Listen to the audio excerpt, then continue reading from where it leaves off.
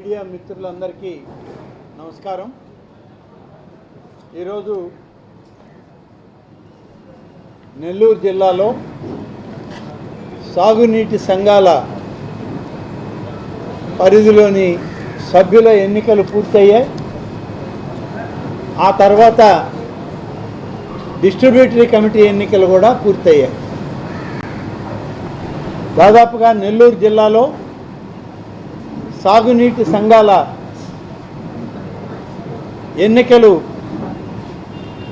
3649 notification ఇస్తే 3553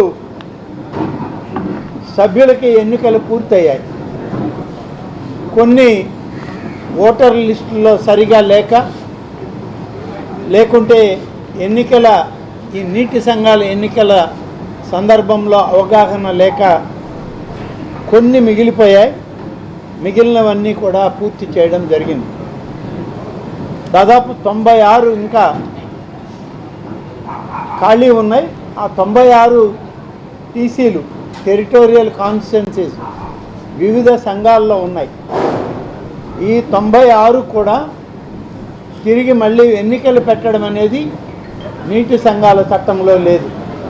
కానీ ఈ 96 కూడా ప్రతినిధులు ఉండాలి. కాబట్టి స్థానికంగా ఉన్నటువంటి వాళ్ళల్లో రైతులు ఎవరైతే ముందుకు వస్తారో అక్కడ ఉన్నటువంటి ఇంజనీరింగ్ అధికారులు కానీ ప్రజాప్రతినిధులు కానీ ఈ 96 ఖాళీలను భర్తీ చేయమని ఎవరైనా ముందుకు వచ్చి పేర్లు మాకు కావాలని చెప్పి అడిగితే వాటిల్లో వాళ్ళు అన్ని శిస్తులు కట్టారా, పన్నులన్నీ పూర్తయినాయా, ఓటర్ జాబితాలో ఓట్లు ఉన్నాయా, ఇవన్నీ చూసిన తర్వాత జిల్లా కలెక్టర్ గారు ఈ 96 పేర్లను కూడా నామినేట్ చేయడం జరుగుతుంది. సాగునీటి చట్టంలో జిల్లా కలెక్టర్ గారికి అధికారం ఇచ్చారు. ఎన్నికలు జరగకుండా శాంతి భద్రతల సమస్య వచ్చి కానీ మరేదైనా సమస్యతో ఆగిపోతే ఆగినటువంటి సభ్యత్వాలన్నీ కూడా నెల్లూరు మన జిల్లాలో జిల్లా కలెక్టర్ గారే దాన్ని నామినేట్ చేయడం జరుగుతుంది. అలాగే దాదాపు 486 ఈ నీటి సంఘాలకి అధ్యక్షులు రావాల్సి ఉంటే జరిగిన ఎన్నికల ప్రకారం 432 సంఘాలకి అధ్యక్షుల్ని ఎన్నుకోవడం జరిగింది. మిగిలినటువంటివి కేవలం 9 మాత్రం ఉన్నాయి.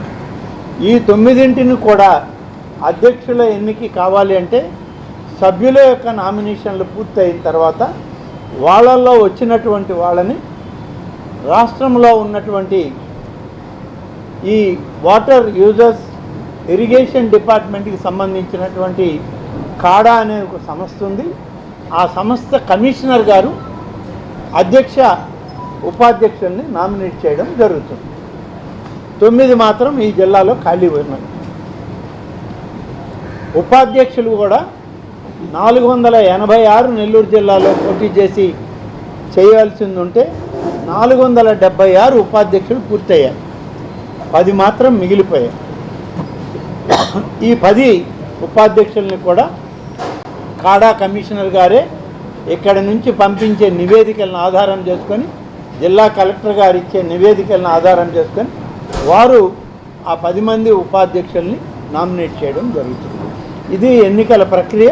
ఈ ప్రక్రియ దాదాపుగా 98-99% ఇప్పటికీ పూర్తయింది. ఇక మిగిలింది ఒకటి ఉంది, ప్రాజెక్ట్ కమిటీలు. ప్రాజెక్ట్ కమిటీలకు సంబంధించి ఇప్పుడు ఎవరైతే డిస్ట్రిబ్యూటరీ కమిటీలకు ఎన్నికయ్యారో వాళ్ళే ప్రాజెక్ట్ కమిటీలకి ఓటర్లు అవుతారు. వాళ్ళల్లో ఒకరిని ప్రాజెక్ట్ కమిటీ చైర్మన్గా వైస్ చైర్మన్గా ఎన్నుకోవాల్సింది ఉంటుంది. అట్లా సంవత్సర ప్రాజెక్టుకు ఒకటి ఉంది. మేజర్గా పెండాన్ డెల్టా సిస్టమ్కి కూడా ఒక ప్రాజెక్ట్ కమిటీ ఉంది. ఇది ఉన్న నీటి సంఘాలు ఏకగ్రీవంగానే పూర్తయింది ఆత్మకూరు నియోజకవర్గంలో. అలాగే నెల్లూరు జిల్లాలో కూడా అన్ని నియోజకవర్గాలు ఎక్కడా పెద్దగా రైతుల మధ్య వ్యత్యాసాలు కానీ రైతుల మధ్య మనస్పర్ధలు కానీ పోటాపోటీలుగా పోటీలు చేసుకోవడం కానీ లేదు.